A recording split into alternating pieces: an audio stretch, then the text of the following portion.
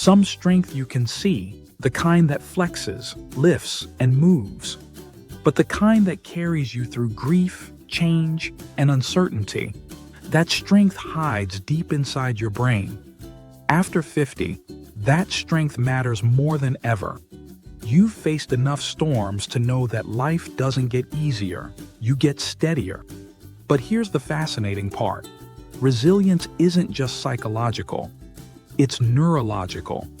Every challenge, recovery, and act of courage rewires your brain's emotional circuits, literally building what scientists call neural toughness. Coming up, we'll explore how resilience is built like muscle, why age actually gives you an advantage, and how to strengthen your brain's recovery network without forcing positivity or fake calm. The brain's recovery network. When stress hits, your brain lights up in predictable patterns. The amygdala fires the alarm, the hypothalamus floods the system with cortisol, and the prefrontal cortex steps in to calm things down. The stronger that prefrontal amygdala connection becomes, the faster you recover after stress. That's the essence of emotional resilience. Not the absence of reaction, but the speed of regulation. This connection strengthens through exposure and recovery, just like a muscle under controlled load. Small stress, safe recovery, and stronger circuit. That's why people who face challenges and process them, instead of avoiding them, grow calmer over time. Their brain literally learns safety through repetition. Like and subscribe to the channel so we can benefit you by creating more great content with you in mind. And, as a thank you, download this video's free guide from the link in the description below. The emotional load principle. In the gym, lifting too much weight without rest causes injury. The same principle applies emotionally. Constant stress without recovery damages the hippocampus, the brain's memory and emotion stabilizer. But small, intentional doses of stress, public speaking, new skills, honest conversations, activate controlled challenge.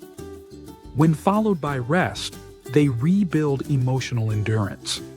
This process is called allostasis, the brain's ability to achieve stability through change. And here's the beauty. After 50, your brain becomes more efficient at this process. Neural pruning removes overreactions, and you gain what researchers call emotional granularity, the ability to feel complex emotions without being ruled by them. The resilience circuit. Your resilience circuit is a collaboration between 4 major players. The amygdala, your emotional smoke alarm. The prefrontal cortex, your reasoning center. The hippocampus, your memory and context hub. And your anterior cingulate cortex, your emotional switchboard. When you experience stress, these regions talk. If the conversation is balanced, you recover quickly. If one voice dominates, usually the amygdala, you stay stuck in emotional overdrive. The good news?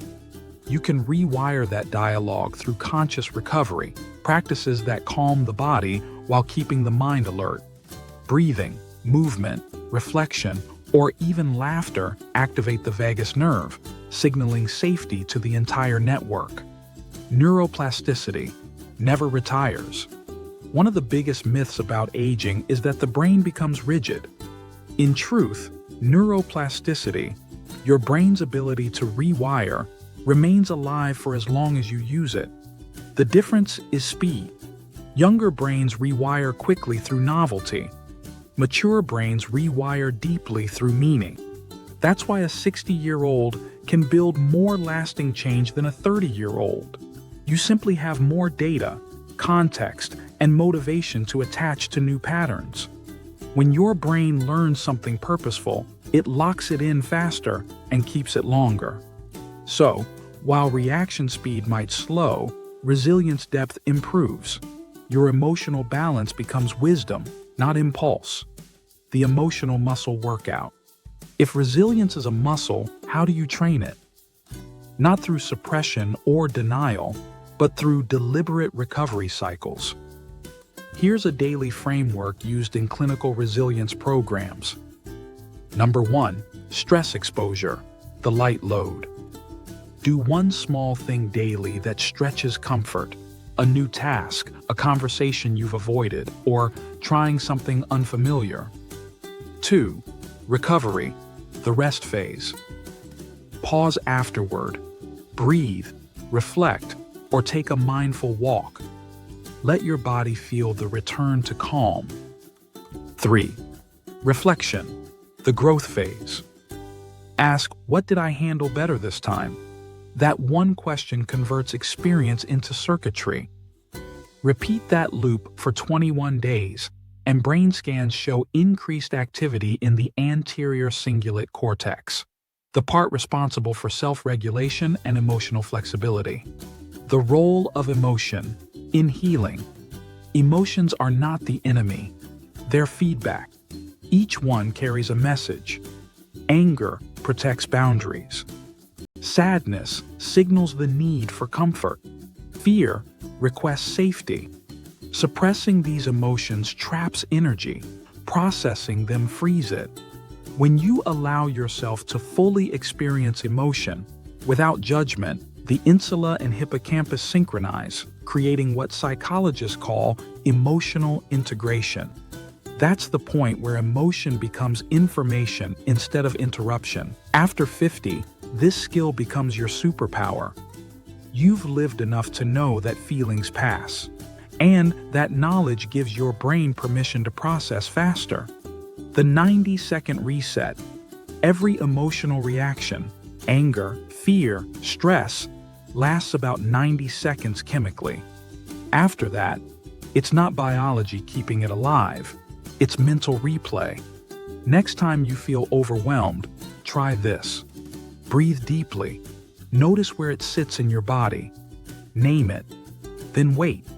In less than 2 minutes, your body chemistry resets and your prefrontal cortex comes back online. This micro reset rewires your emotional baseline, reducing overreactions by up to 40% in as little as 2 weeks.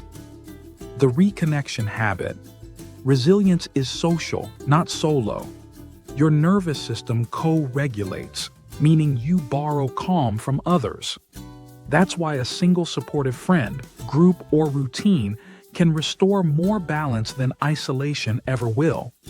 After 50, social withdrawal becomes common, but it's a quiet accelerant of emotional fatigue. Community interaction reactivates oxytocin, a hormone that buffers stress and promotes trust. So what's one of the most effective resilience builders? Stay connected. It's not weakness, it's biology. The emotional muscle memory. Every time you recover from difficulty, your brain stores that blueprint. That's emotional muscle memory.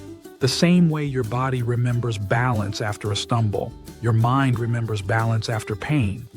That's why the second storm never hits as hard as the first. Your system already knows it can survive. Resilience isn't about avoiding stress. It's about refining your comeback reflex. Each recovery makes you faster, calmer, and more grounded than before. The strength you keep. You don't have to harden to survive life. You just have to learn to bend and rebound. Your brain is already wired for that. It's built emotional fibers from every challenge you've endured. You've been training for resilience your entire life. Now it's time to use it consciously. Pause when you can. Breathe when you must. Reflect when it matters. That's how emotional fitness grows, one recovery at a time.